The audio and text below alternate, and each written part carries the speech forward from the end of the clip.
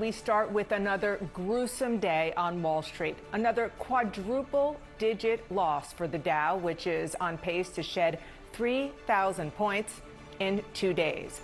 The reason, once again, is President Trump's global trade war. This morning, China became the first country to retaliate against the United States, slapping a 34% tariff on American-made goods. And yet, there was also some good news for the U.S. economy this morning, a much stronger than expected jobs report.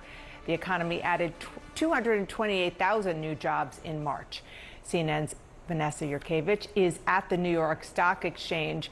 Vanessa, let's start with the chairman of the Fed. What did he say today, and how does that play into the overall economic picture? Yeah, Dana, and just as he's been speaking, we've seen the NASDAQ and the S&P drop more than 4%. The Fed chair, Jerome Powell, saying today that the tariffs were much more aggressive than they anticipated, that inflation is likely to rise and could linger longer, and we're headed for an economic slowdown. Listen to what he said just moments ago. Looking ahead, higher tariffs will be working their way through our economy and are likely to raise inflation in coming quarters. While uncertainty remains elevated, it is now becoming clear that tariff increases will be significantly larger than expected. And the same is likely to be true of the economic effects, which will include higher inflation and slower growth. The size and duration of these effects remains uncertain.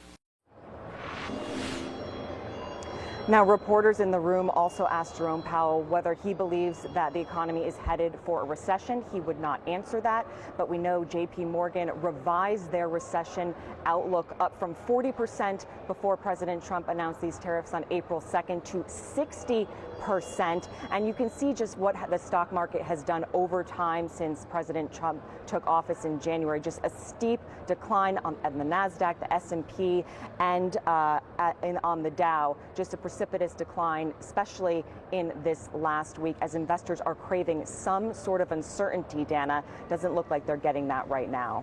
Yeah, they definitely do want certainty. I mean, if you just look at that graph that we had up next to you, Vanessa, that is very, very telling. I do want to ask you about those job numbers. They are better than expected. How does that sort of play into the tariff news? And are they connected at all? It is certainly a signal that the labor market is solid heading into the trade war. Remember, this is backwards looking. We're looking at March numbers. There was an increase in hiring, a big pickup. We thought it was going to be around 130,000. It's at 228,000 jobs added. The unemployment rate ticking up just slightly to 4.2%.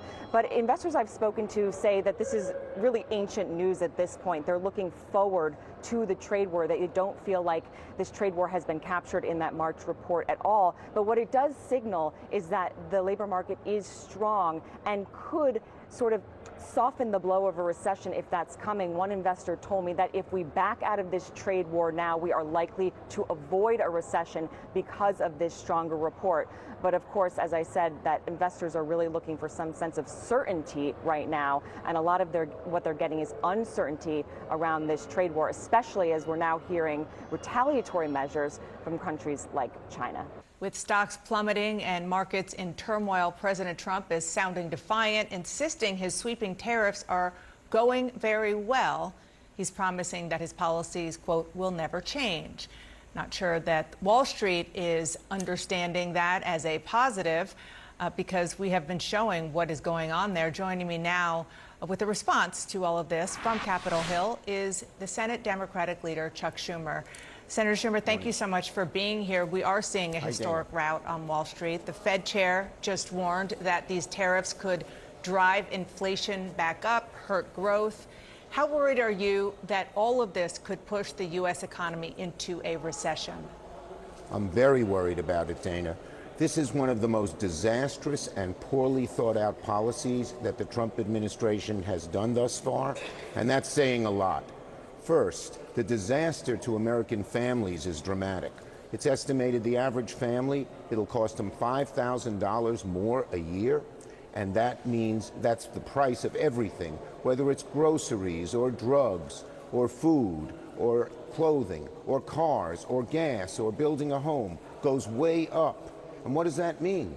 there's less money for the economy, and that's what makes a recession much more likely than it was before Trump did this. Now the estimates are as high as 30–40% by the financial institutions. Second, what it does is it makes everybody just worry about spending money. Businesses like certainty.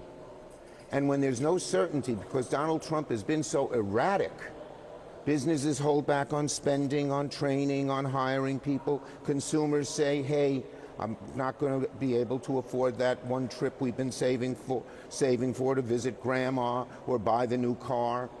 And it's so poorly done. Do you know, Dana? This policy taxes penguins, but not Putin, because the herd and McDonald Islands are in the tax. All they have is penguins. Yeah. He leaves Putin alone. It's crazy. It's poorly thought out, but most of all, it's a disaster. So one more point. Why is he doing this? To give tax breaks to his billionaire friends. They are all in that billionaire bubble.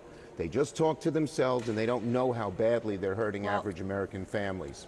Well, let me sort of ask a follow-up on that, because what Donald Trump has argued for decades is that it's about fairness, and it's about helping American manufacturing, in particular, helping blue-collar jobs and workers and American businesses in the U.S. This is what he says. And he actually has support right now in this current climate and this current policy from the UAW. They called his auto tariffs, quote, return to policies that prioritize workers who build this country rather than the greed of ruthless corporations. The UAW obviously is historically a key Democratic constituency. Are they wrong here? No, look, there are certain tariffs that pinpointed, careful, aimed at things that other countries are doing badly at us make sense. This is not that. This is across the board, 10% on everything in addition to what other tariffs he's put on. But what about the auto and so it tariffs affects in everything. particular? Well, look, you have to look at it in the whole context of things. When there's such chaos in America, I think fewer Americans are going to buy cars, American cars or otherwise, because it's so chaotically done. So I think it hurts everybody. So this big union organization, UAW, on this, they don't have it right? Look, I respect them, but the tariffs, if they wanted to do something about autos, should have been much more pinpointed and isolated than this massive assault on American families, all to help the billionaires. That's why he's using this tariff money to further cut taxes on billionaires, and that's what we're talking about on the floor of the Senate right now. The veteran Republican Senator Chuck Grassley and Democratic Senator Maria Cantwell, they have introduced a bill, bipartisan bill, to require congressional approval for any new tariffs. And I'm sure you saw that Grassley said it's necessary to reassert Congress's constitutional role and ensure Congress has a voice in trade policy. Is that going to pass? Look, it has good bipartisan support. I think it's a very good bill. It's the first time we have seen some Republicans buck Donald Trump. They've all too often gone along with him, even when they know his policies are dead wrong. So I welcome it, and I hope it could pass. It's a bipartisan bill, and it shows you how bad these tariffs are when even Republicans who have been so afraid to break with Trump, some of the leading Republicans are, and they deserve some credit for that on this bill.